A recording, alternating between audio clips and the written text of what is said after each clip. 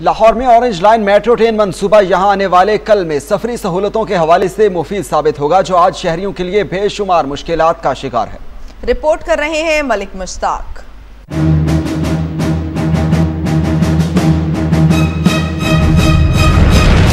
Lahore orange line metro train मंसूबा आने वाले कल में लाहौर के शहरियों के लिए एक अहम संग मील साबित होगा और लोग इससे बहुत सा फ़ायदा भी हासिल करेंगे।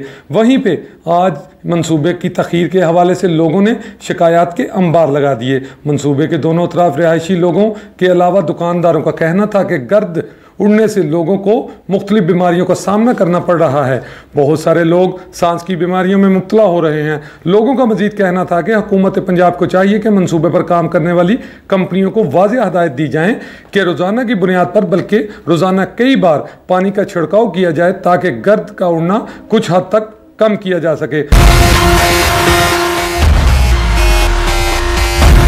मंसूबे में किसी जगह पर पानी तालाब की तरह खड़ा है तो कहीं गर्द आंधी की तरह उड़ रही है, जिससे अवाम को इंतहाई परेशानी का सामना है। एक अहम बात यह भी है कि हुकूमत पंजाब ने 17 अरब रुपए जो कि वाटर सप्लाई के लिए मुख्तस किए गए थे वो भी ऑरेंज लाइन मेट्रो ट्रेन मंसूबे को दे दिए। इसके बावजूद ये मंसूबा तखीर का शिकार है। ये लम्हे फिक्रिया है। हुकूमत पंजाब को चाहिए कि मंसूबे पर काम करने वाली कंपनियों को वाज़ेह हदायत की जाए कि अवाम को आने वाली परेशानियों का सद्देबाब किया जाए। कैमरामैन इमरान मुगल के साथ मलिक मुश्ताक, रॉयल न्यूज़, लाहौर।